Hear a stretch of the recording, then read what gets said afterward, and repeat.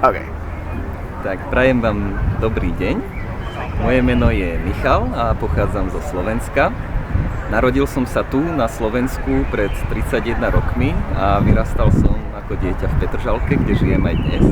Aj keď značnú časť svojho detstva som strávil v Nemecku, kde som si osvojil ako takú záľubu cudzie jazyky. No a to je aj dôvod, prečo som dnes tu v medickej záhrade, lebo počas tohto víkendu sa tu organizovala vynikajúca konferencia tzv. Polyglotov. Pre tých, čo neviete, polyglot je človek, ktorý ovláda minimálne 2 ďalšie cudzie jazyky, okrem svojho vlastného materinského jazyka. No a tu v Bratislave sa cez tento víkend, počas tohto víkendu stretlo vyše 400 takýchto ľudí a zúčastnili sa tejto konferencie, počas ktorej boli rôzne prednášky a mali sme možnosť sa spoznať a ľudia, ktorí prišli niektorí až z Ameriky alebo z Ázie, mali možnosť spoznať trošku Bratislavu. Nachádzame sa teraz v medickej záhrade, ktorá sa tak volá, lebo je hneď vedľa medickej fakulty Univerzity Komenského. A za mnou sme si zvolili ako také pozadie slovenské sochu jedného z našich najznámejších spisovateľov, ktorým je Martin Kukučín. Martin Kukučín žil v druhej polovice 19. storočia a je jedným z popredných predstaviteľov tzv. Slovenského realizmu. Jednalo sa o štýl prózy, ktorý sa snažil zachytiť reálnu situáciu bez nejakého prikrášlenia. Áno, bola to taká tá reakcia na obdobie romantizmu, ktorému predchádzalo, kde bol taký štýl písať epické básne a veci, diela, ktoré oslavujú nadľudské záležitosti. Kým ten realizmus sa zase začal vracať tak skôr k tomu jednoduchému dedinskému životu a čo vieme vidieť aj v dielách pána Martina Kukučína. Áno?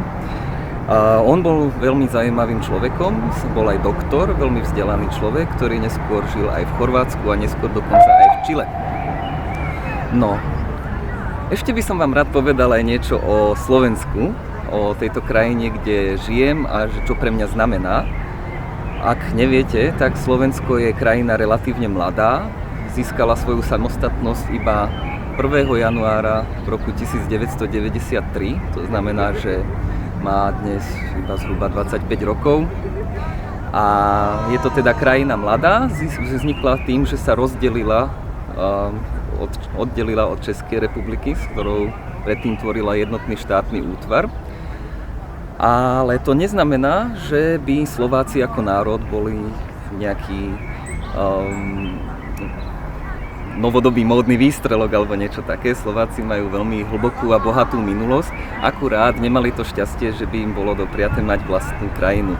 Takže Slovensko pre mňa znamená v prvom rade krajina, ktorá je môj domov a ktorý mám veľmi rád, lebo sú tu ľudia, ktorí sú moji známi, moji kamaráti, moja rodina a veľmi mám rád aj keď som z Bratislavy, tak často hovorím turistom, ktorí sem prídu a tak si chcú odškrtnúť zo zoznamu, že bol som teda v Bratislave, to znamená, že navštívil som Slovensko a ja im hovorím, no viete čo, ale nie je to celkom tak. Tá Bratislava je o dosť iná ako zvyšok Slovenska a myslím si, že práve ten zvyšok Slovenska je to, čo robí Slovensko výnimočný. Máme tu bohatú históriu, krásnu prírodu, máme obrovské množstvo lesov, hôr, zámkov a hradov, malebné dediny, niektoré z nich sú chráneným dedičstvom UNESCO.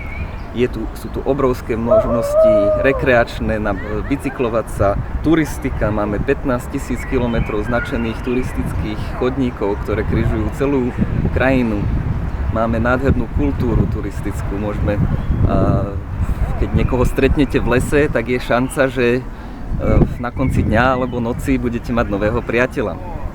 Takže takí sme my Slováci, že radi chodíme do lesa a tam sa potom zabavíme pekne s gitarkou, s fľašou dobrého piva alebo vína, si zaspievame a skamarátime sa. No, tak som asi rozprával už dosť dlho po slovensky a tak vám prajem všetkým pekný deň a dovidenia.